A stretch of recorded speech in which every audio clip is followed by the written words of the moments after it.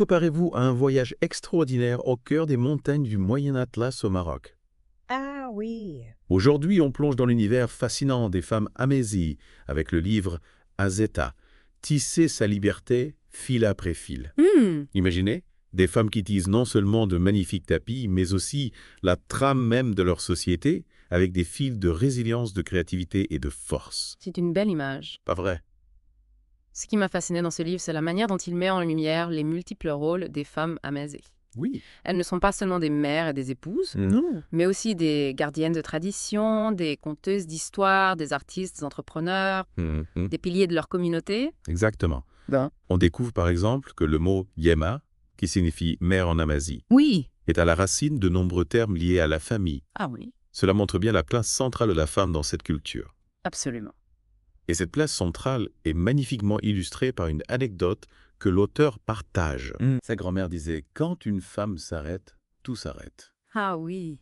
C'est une phrase simple, mais qui en dit long sur le rôle vital des femmes dans le maintien de l'équilibre et la transmission des savoirs. C'est vrai. Et cela me fait penser à un autre point intéressant du livre, le parallèle avec les traditions matriarcales des Touaregs. Oui. Saviez-vous que chez eux, l'héritage se transmet par les femmes? Oui, c'est un exemple fascinant de l'importance accordée aux femmes dans certaines sociétés Amézi. Chez les Touaregs, les femmes possèdent les tentes, le bétail.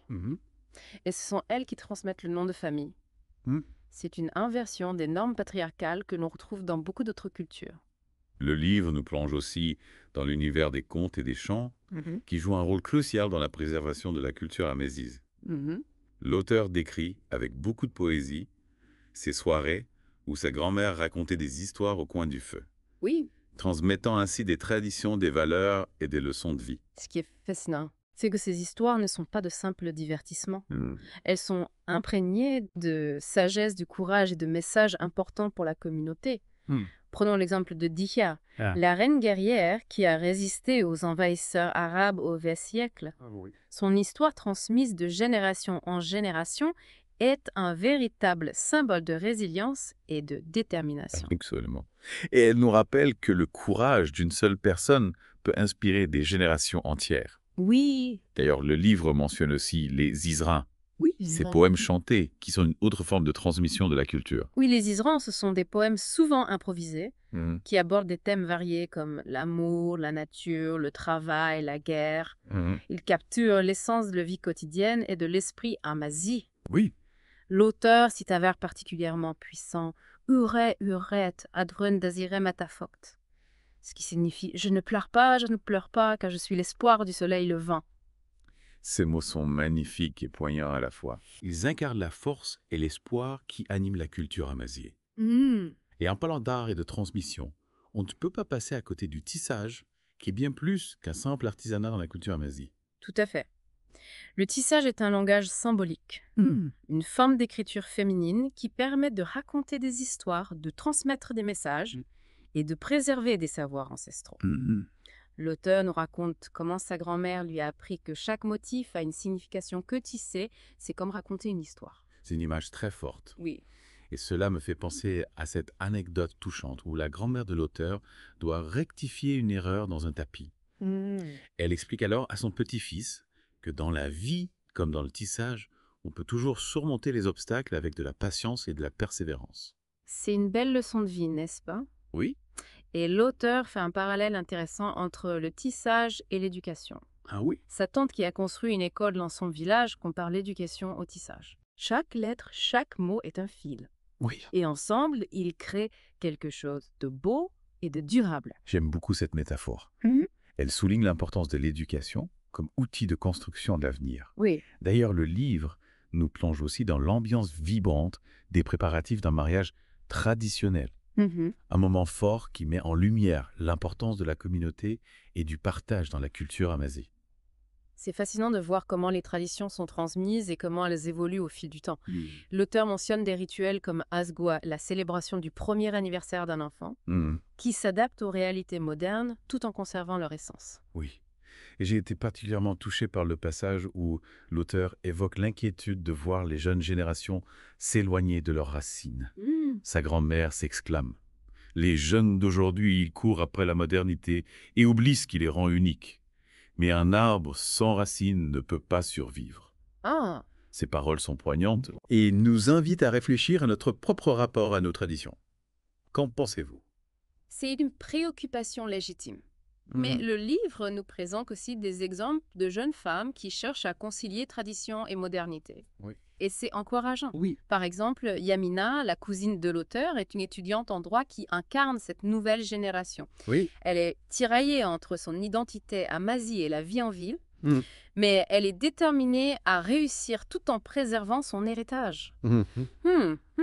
Yamina incarne parfaitement cette nouvelle génération qui cherche un équilibre Oui. entre tradition et modernité. Mm.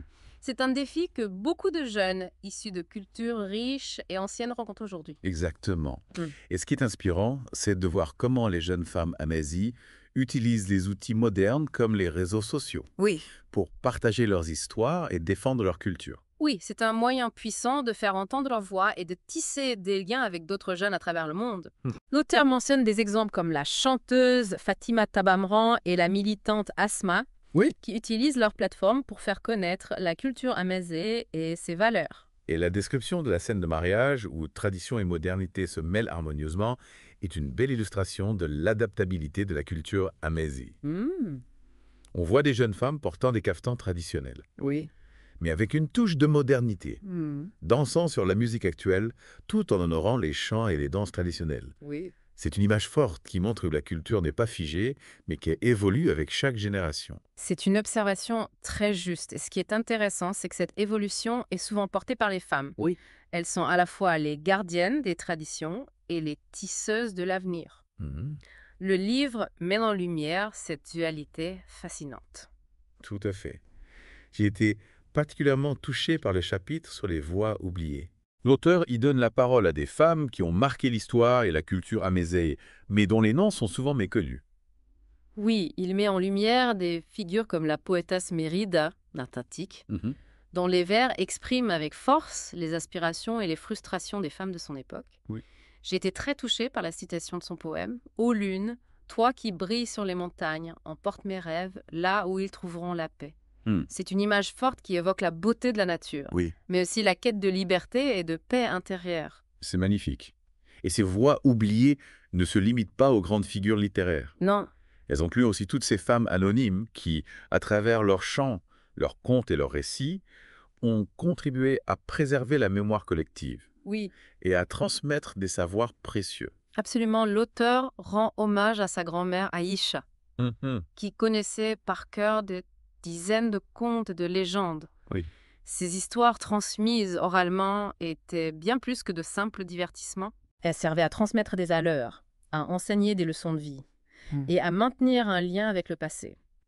Imaginez la richesse de ces traditions orales qui se perpétuent depuis des siècles. C'est fascinant. Et ce qui est frappant, c'est la manière dont ces femmes ont utilisé leur art, que ce soit la poésie, le chant ou le conte, Oui, pour exprimer leurs émotions, pour dénoncer les injustices et pour transmettre des messages d'espoir. oui, c'est une forme de résistance et de résilience face aux difficultés de la vie. Malheureusement, l'auteur souligne que ces voix sont aujourd'hui menacées par la modernité et l'oubli. C'est pourquoi il est si important de les préserver, de les documenter et de les partager. Heureusement, de nombreuses initiatives émergent pour sauvegarder et valoriser cet héritage oral. Les jeunes femmes apprennent le tifina, l'alphabet amazigh, Oui. pour transcrire les poèmes de leur grand-mère. D'autres participent à des festivals pour faire vivre les chants et les danses traditionnelles. C'est une belle façon de perpétuer la tradition tout en adaptant au monde moderne. C'est encourageant de voir que les nouvelles générations s'emparent de cet héritage Oui. et le font évoluer. Le livre explore aussi le rôle essentiel des femmes dans la vie sociale et économique des villages. On y découvre des femmes fortes, travailleuses et solidaires qui sont de véritables piliers de leur communauté. L'auteur décrit, avec beaucoup de détails, les préparatifs d'un mariage traditionnel. Un moment fort qui met en lumière l'importance de la solidarité et du partage. On imagine ces femmes s'affairent autour du feu, préparant des plats, tissant des liens, chantant, riant et partageant des histoires. Oui. C'est une image vibrante de la vie communautaire. Ce qui m'a frappée dans ce chapitre, c'est la manière dont l'auteur met en avant la force et la résilience de ces femmes. Elles ne se plaignent jamais. Elles affrontent les difficultés avec courage et détermination. Ouh, c'est vraiment inspirant. L'auteur raconte une anecdote touchante à propos de sa grand-mère. Pendant une tempête de neige, alors que le village était isolé, elle a su organiser la distribution des vivres et maintenir le moral de tous. Oui. C'est une belle illustration de leur capacité à faire face aux épreuves et à transmettre un sentiment d'espoir et de solidarité. Absolument. Le livre explore aussi un aspect fascinant de la culture amézighe, Oui. les tatouages et les bijoux. Ah oui. Ce ne sont pas de simples ornements, mais des formes d'expression et de communication chargées de sens. L'auteur les décrit comme une forme d'écriture féminine, une manière de raconter des histoires, de transmettre des messages et de marquer son identité. Oui. Sa grand-mère Adala, qui portait des tatouages traditionnels sur le visage, disait « Ces tatouages ne sont pas là pour la beauté. Ils sont là pour me rappeler qui je suis et d'où je viens. » C'est une phrase forte qui souligne l'importance de ces symboles dans la construction de l'identité. En effet, ces marques corporelles sont comme des empreintes de l'histoire personnelle et collective. Et on retrouve cette idée de transmission et de réappropriation de la culture dans le chapitre sur le renouveau du Tifina. Ah oui, le Tifina. L'auteur voit dans ce renouveau un signe d'espoir pour la préservation et la transmission de la culture amazigh. Pour nos auditeurs qui ne le savent peut-être pas, le Tifina est l'alphabet ancestral des Amazigh. Exactement. Et ce qui est intéressant, c'est que le Tifina, qui était autrefois un alphabet essentiellement utilisé par les hommes pour des inscriptions gravées, Oui. connaît aujourd'hui un regain d'intérêt auprès des jeunes générations. On le voit apparaître sur des vêtements, des bijoux, des affiches et même dans des œuvres d'art contemporain. C'est une façon de rendre visible et de célébrer cette culture millénaire. Ce renouveau du Tifina est vraiment fascinant. On dirait qu'il y a une véritable soif de reconnecter avec les racines, de redécouvrir et de célébrer cette culture amazigh si riche. Oui, c'est un mouvement important qui témoigne d'une prise de conscience collective, de la richesse et de la valeur de cet héritage culturel. Et ce qui est encore plus remarquable, c'est que les femmes sont au cœur de ce mouvement. Absolument. Elles jouent un rôle essentiel dans la transmission de la langue et de la culture, mais aussi dans la défense des droits des femmes. Et dans la promotion d'une image positive de la culture amazigh, Oui. on le voit bien à travers l'exemple Yamina.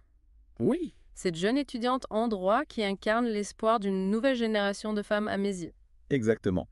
Yamina est tiraillée entre son désir de réussir dans le monde moderne et son attachement à ses racines. Oui. Mais elle refuse de choisir entre les deux. Non. Elle veut prouver qu'on peut être une femme moderne et fière de son héritage culturel. C'est un message puissant et inspirant pour tous ceux qui cherchent à concilier tradition et modernité. Ouais. Et on voit bien comment elle utilise son éducation pour défendre les droits des femmes et me faire entendre la voix des femmes amazigh. Oui, c'est un bel exemple de la façon dont les jeunes générations peuvent s'approprier leur héritage. Et le mettre au service d'un monde meilleur. Oui. Et c'est ce que l'auteur souligne tout au long du livre. La culture amazigh est vivante, dynamique et en constante évolution. Ce qui m'a particulièrement marqué, c'est cette idée que la culture n'est pas statique, qu'elle se nourrit des influences extérieures, tout en conservant son essence. C'est comme un arbre avec des racines profondes, mais dont les branches s'étendent vers le ciel, s'adaptant au vent du changement. C'est une très belle image. Et c'est ce que l'auteur nous montre à travers les différents portraits de femmes qu'il dresse dans son livre. On voit des femmes qui s'accrochent à leurs traditions, d'autres qui les réinventent, d'autres encore qui cherchent un équilibre entre le respect du passé et l'ouverture sur le monde. Et malgré leurs différences, toutes ces femmes partagent un même sentiment de fierté et d'appartenance à la culture amazigh. On sent qu'elles puisent leur force dans cet héritage commun tout en contribuant à le faire évoluer. C'est cette transmission intergénérationnelle qui est si précieuse. Oui. Elles veulent que leurs enfants connaissent leurs racines, qu'ils soient fiers de leur identité et qu'ils puissent s'épanouir dans le monde moderne sans renier leur culture. Et ce qui est encourageant, c'est que les jeunes générations semblent prêtes à relever le défi. Oui. On voit de plus en plus de jeunes Amazighs, filles et garçons, qui s'intéressent à leur culture, qui apprennent la langue, qui participent au festival, qui créent de nouvelles formes d'expression artistique inspirées de leur tradition. Oui, on assiste à un véritable engouement pour la culture amazigh. Et c'est en grande partie grâce au travail de ces femmes qui ont su la préserver, la transmettre et la rendre attractive pour les jeunes générations. Elles ont montré que la culture amazigh n'est pas une relique du passé, mais une source d'inspiration pour le présent et pour l'avenir. Une source de force, de créativité et d'espoir. Oui. C'est une belle leçon pour toutes les cultures du monde, n'est-ce pas? Absolument. Ce livre nous invite à réfléchir à notre propre rapport à la culture, à la manière dont nous la recevons, la vivons et la transmettons. N'est-il pas fascinant de penser que chacun de nous est un maillon de cette chaîne? Oui. Un tisseur de cette tapisserie. Oui, et chaque fil, chaque histoire, chaque tradition, chaque individu contribue à la richesse et à la beauté de cette tapisserie. Alors la prochaine fois que vous verrez un tapis Amésie, prenez le temps de l'observer, d'admirer ses motifs, ses couleurs, ses textures, et rappelez-vous qu'il est bien plus qu'un simple objet. C'est un récit témoignage, un message d'espoir, tissé par des générations de femmes. Et surtout, n'oubliez pas que vous aussi, vous avez un rôle à jouer dans la transmission de votre propre héritage culturel. Quelles sont les histoires, les traditions, les valeurs que vous souhaitez partager avec le monde de Sto? C'est une belle question pour terminer notre plongée au cœur de la culture Amésie. Merci de nous avoir accompagnés dans ce voyage fascinant.